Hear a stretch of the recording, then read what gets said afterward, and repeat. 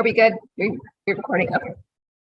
So if you would like to access the presentation link, you can click in the bottom of the screen and access the presentation. And Jennifer is going to put it in the chat for you as well. So this is our learning objective today.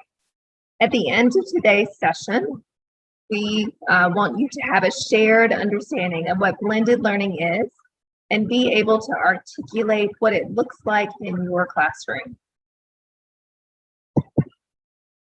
So we're going to start with that definition. What is blended learning?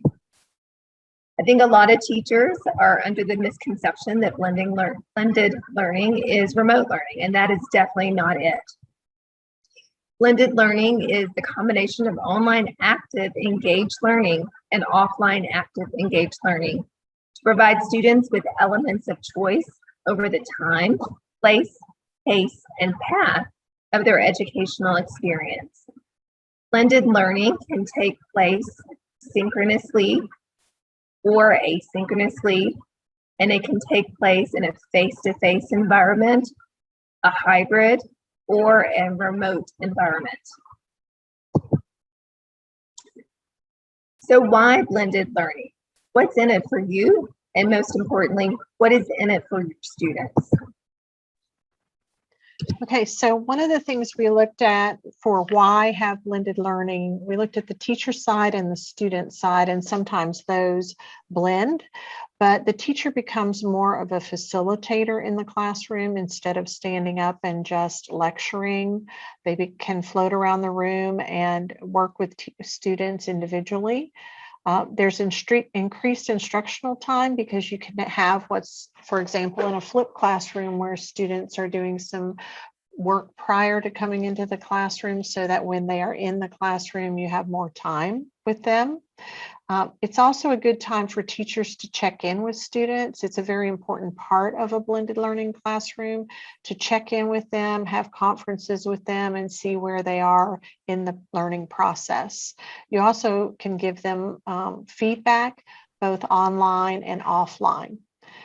Students progress at a competency-based level, and once they've done mastery, they progress rather than it being about time.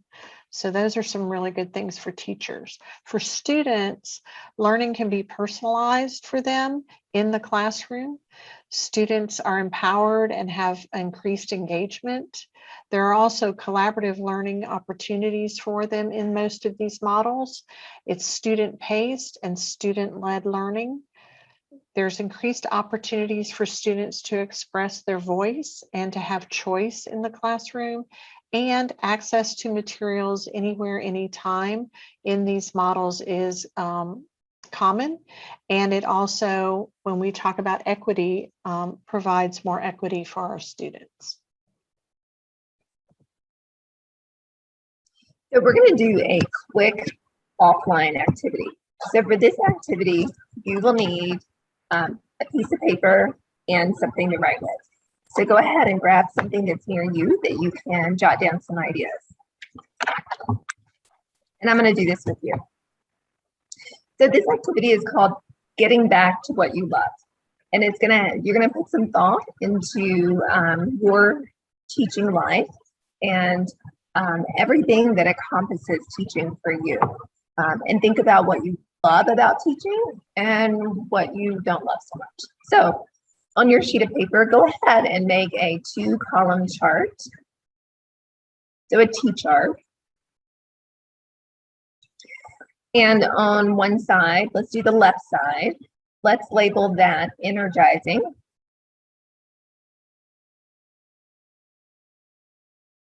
And on the right side, label it draining. Okay. So energizing and draining. So now I want you to think about your day, maybe even a couple days, and think about all aspects of your job. What aspects of your job do you find energizing, that give you energy, that you truly, truly love? You're going to take that list and you're going to add it to the energizing column. And then think about the aspects of your job that you might find draining, that you don't look forward to, that it just zaps your energy, and put that list under the draining side. So let's take a few minutes and give each other some think time and make your list. And I'm going to do this with you.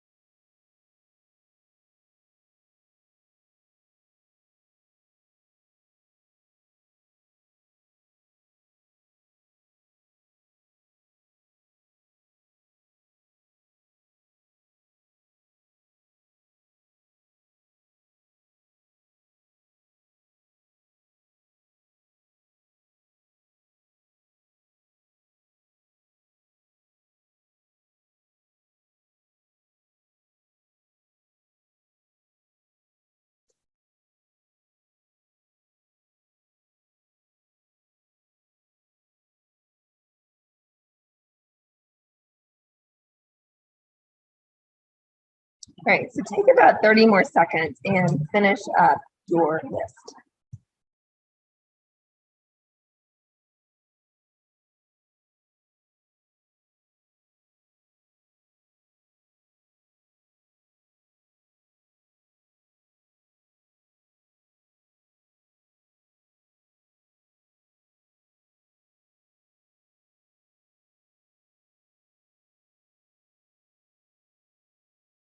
Okay, so I'm going to share just a few of mine.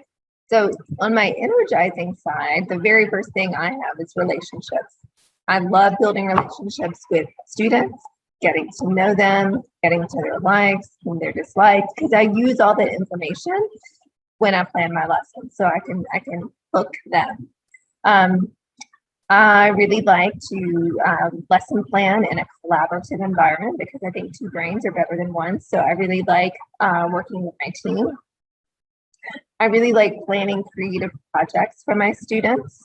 I love meeting with small groups of students and conferencing about like what they're reading.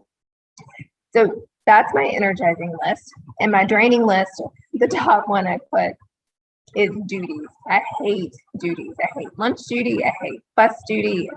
The duty, I really don't like it. And discipline, which I think most of you probably will agree that you probably put that above the duties that we all have.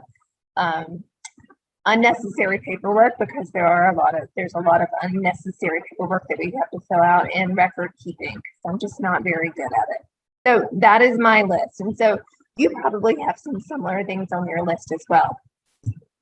So now that you've had your list and you've kind of thought about all the different jobs that encompass teaching, what have you learned about your work based on this activity? Do you have a lot of activities in the energizing column versus the draining column, or vice versa? So this is just a time for you to kind of reflect on your list. So take a peek at it. I'm going to give you 30 seconds just to kind of consider that question.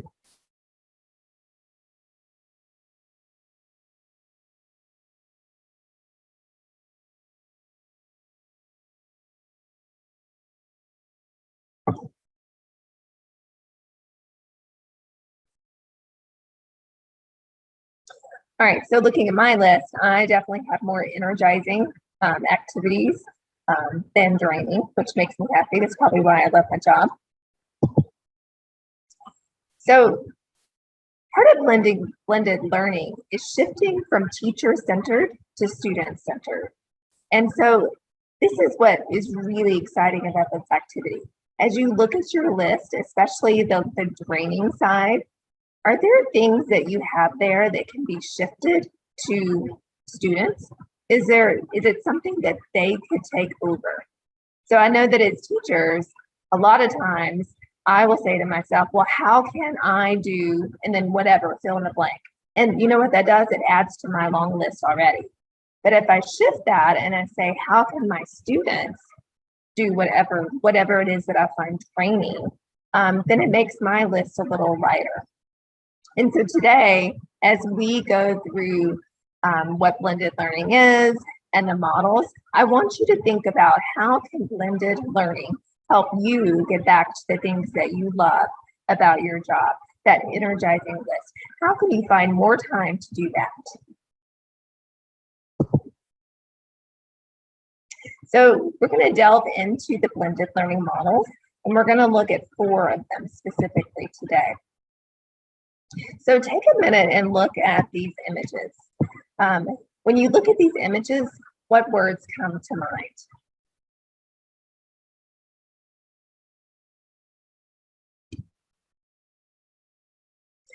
One of the things that I notice when I look at these images is I don't really see the teacher in a lot of these images. I don't see the traditional teacher standing up front, teaching students, lecturing. What I do see a lot of is students, and students are active, they're engaged, they're collaborating. And this is what blended learning does in the classroom, because it takes the teacher away as that front and center and puts that teacher along the side of the student, so that teacher can be the facilitator of the learning and the coach in the classroom as the students take charge of their own learning. Yeah, so Kendra, in the chat, we're seeing the words engagement, movement, student-centered, all of those things that you talked about. Perfect. So the first model we're going to look at is the station rotation model. And this is used quite frequently in our elementary classrooms. And they're pretty masterful at using the station rotation.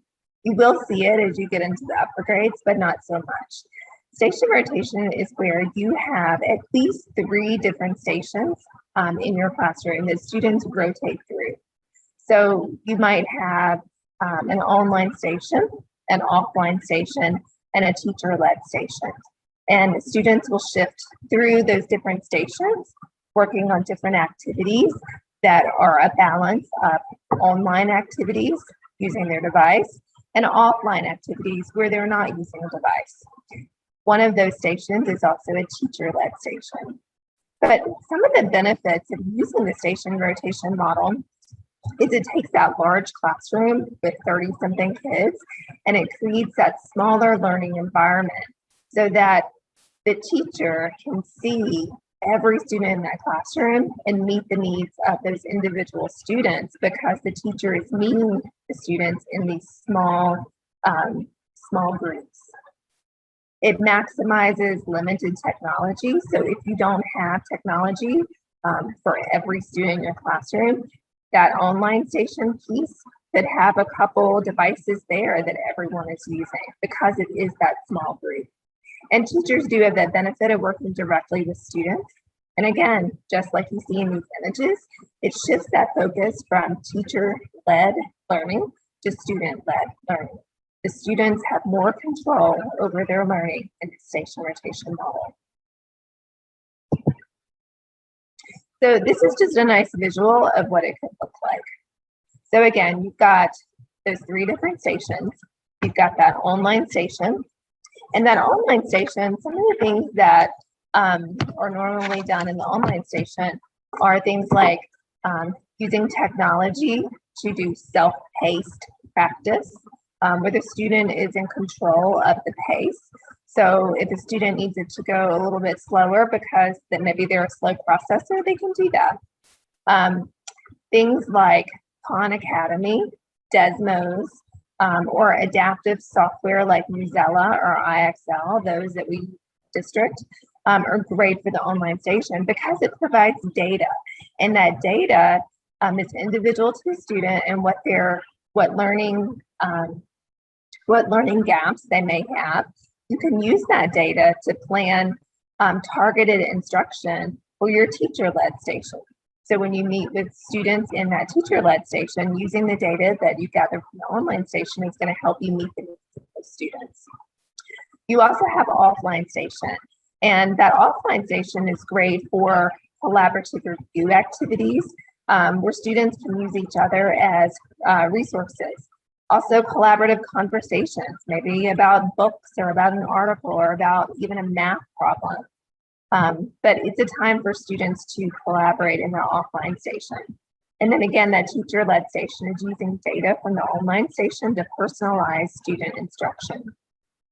Some of the things that you might think about doing in your teacher-led station is like a gradual release. So it's an I do, you do, and you do. So I'm going to show you how to do something. We're going to do it together so I can make sure that you're doing it correctly.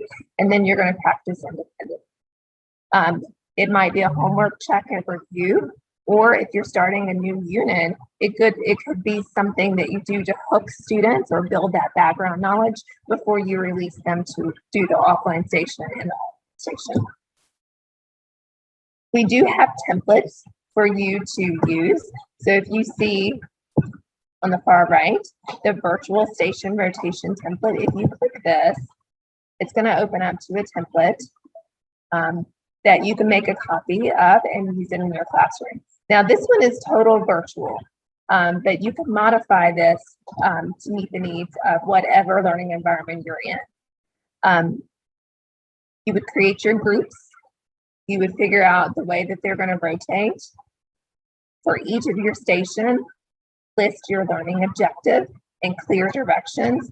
One of the things that we recommend with stations is that you really think about the pitfalls. What are the areas where students are going to have questions, and make sure that you address those ahead of time. A lot of teachers will use a tool like Screencastify or Loom to record a short instructional video for each station so that while the students are at that station, the teacher is not interrupted during the teacher-led station. So that is a really good tip for this as well.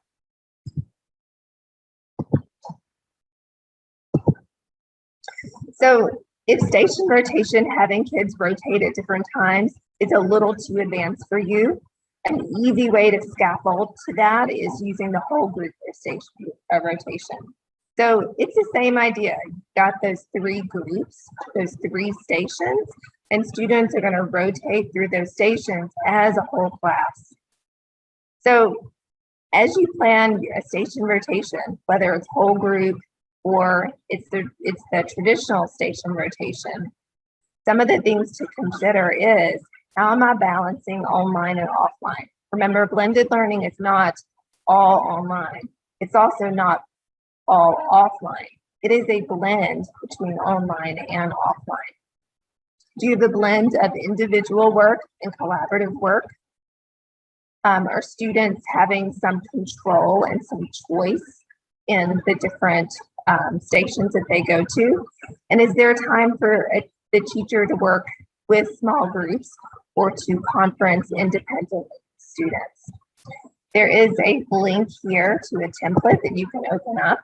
You can make a copy and this whole group rotation template to plan your lesson. And this one's really nice because it has some suggestions as well. All right, so I'm going to let Jennifer take over and talk about the playlist model. Okay, the playlist model gives students a list of a template basically that says, here's the, sorry, my light keeps going. Here is the list of what we'd like you to do. So they can see what the online activity is, the offline activity, maybe you have another online activity. the teacher is checking in throughout the playlist. So there are points within the playlist where the student needs to come and check in with the teacher, or the teacher is checking in with them. So it is not turn them loose and just have them work independently without those check-ins. Those check-ins are really important so that you can see if they need to continue or go back to revisit an activity because they need to work on it a little longer, or are they ready to move on to maybe the next activity on the playlist. So you can create a playlist that has activities as you need them for your particular lesson. Playlists can be for one lesson, they can be for an entire unit, they can be for a week. I've seen them for a week where students are told what they need to do for the week, and they work at their own pace throughout the week to achieve those goals and finish those activities. We have some templates on the side over here that you may want to take a look at. I'm going to go ahead and click open on them if that's okay. Thank you. I would like that. Yeah, Okay. This one's a unit template.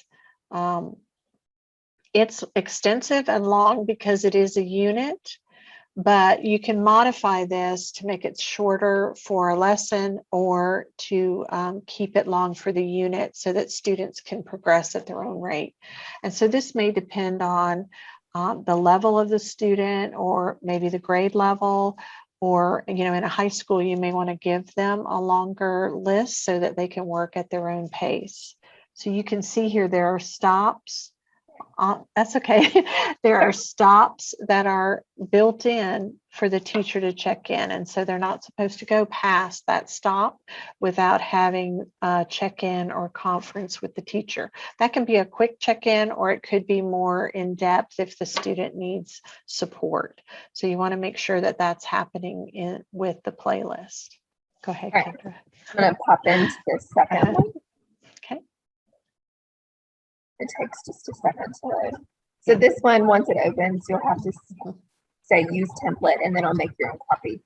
Yeah, so you can see this one looks a little different, but is a Google Doc template for you for a playlist. So you can see as she goes down, and you can look in more detail when you get into it, that it has, notes for the teacher at the bottom. It has activities that are different colors so that students can progress through these. And I've seen this used in an elementary classroom, and the student absolutely could tell me exactly what the expectations were for them. They could tell me whether they had time to talk to me or not because they were working on an activity. So students take ownership when they're using a playlist like this. They take ownership of their learning, and they navigate through the activities. I'm going to open this one. This one is a Google Slides template if you prefer slides. This one looks a little different. And again, you'll choose use template, and then I'll make your own copy. Yeah. So it looks like this. These are linked slides. So they start with one and it goes to a specific slide. This is what it looks like. Yep. So it's whatever it is you prefer. And this one has some tips as you go along. Yeah. And links to activities and to resources as well. It's important to have good directions on here for your students as they're going through these playlists. I've seen playlists where if a student finishes early, they have a project that they might be working on with other students that they can go to, a passion project that they're very interested in. So when they finish for the week or for the day, they can then go on to that activity. So you don't have students who finish early and have nothing else to do. So you might want to think about that as you're building your playlist. Okay, the next model is the flipped classroom, and you might be more familiar with this one because it's been around for a while, but it usually starts with an offline activity that introduces the project or what's going to happen. Then students may do an online activity at home or outside of the classroom. And then when they come back into the classroom, then they do a hands-on activity. So the online piece typically is the lesson, the instruction, so that when they come back into the classroom, they can then apply what they've learned. So there's more activity, collaboration, maybe group work or pairs working together to complete the activity based on the information that they learned on the online piece. Now, those pieces may be a video or maybe an article, but it is to deliver instruction prior to them coming into the classroom. Now, in an elementary, you will see flipped classrooms sometimes happen within the classroom. So it's not at home, but it's within the classroom. So students are learning from a video typically, and then they come together and they work on the activity that extends the learning or is an application of what they've learned. And during all of this, the teacher is facilitating, coaching, providing additional support. So the teacher's not at their desk, just sitting at their desk. They are actively engaged in the classroom as the facilitator. So we have a template here for a flipped lesson. And I wanted to say that the in-class flip is a good idea if you're concerned that students might not do the video article at home, to have time in class where everyone is doing that article or that video in class, and then get into working and applying that knowledge. Yeah, and I taught in a middle school and I used flipped classroom quite a bit. So if a student did not do the flipped lesson at home, when they came in, they went to a spot in the classroom and they did the flipped lesson, and then they joined the others for activity and application. So even if a student doesn't do it at home, maybe they didn't have internet, maybe there was a problem at home, whatever the reason, they could come in, they could do the lesson, watch the video, and then join everybody else for the activity. So here's a template, and you'll see at the top, you put the lesson title, there's a place for the standard and learning objective and the date. And then it's broken into the pre-video activity, the flipping and engaging, which is watching the video and engaging, and then the post-video activity. So you can see there's some questions on this template for you to consider as you're planning a flipped lesson. And then at the bottom, there is a box for you to think about and consider what you're going to do as far as conferencing with students during the class time, or maybe before the activity, so that you make sure that everyone is getting what they need to be successful with the lesson. Do you want to add anything, Kendra? I just want to reiterate that it does say video, but it doesn't have to be a video. It could be a piece of text. It could be an image. It does not have to be a video. Right. Exactly. Okay, so we want to take a moment and have you think about what blended learning model you have used and which blended learning model you would like to try next. So if you can take a second and go to your paper and pencil. See, we're blended. We are offline and online. So if you want to take a moment and just think about which one you might have used and which one you would like to try next. We're going to give you a second to do that.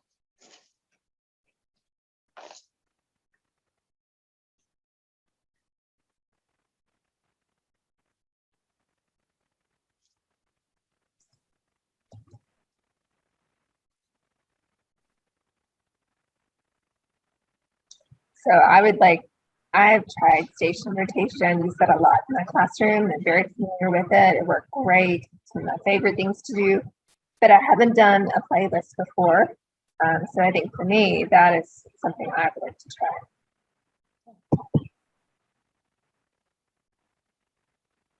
So now we'd like you to write down 1 or 2 ahas, maybe share it in the chat box, something that you learned during our session, and 1 or 2 ha's, things that you still have questions about. So if you want to share that in the chat, we would love to hear from you.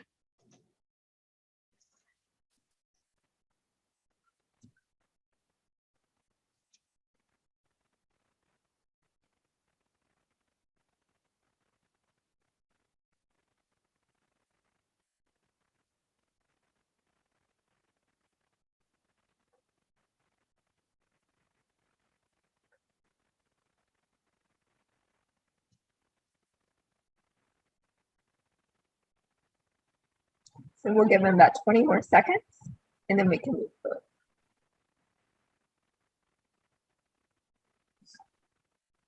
That's good. So Beth said her aha was any model can be a blend of teacher and student-led learning. Yes. That's true. And then let's see. Her was, are there any models catered to more specific age groups? I would say that any model can be done for any grade age group. I went into a kindergarten class, Jennifer and I did, and they were doing an awesome job with playlists. And they're masterful at station rotation as well. So I think you have to try, choose one and try it and see if it works for your classroom, because every student is different, every group of students are different, and your students may like one of the models more than the other, but big idea is just to get started, try one out.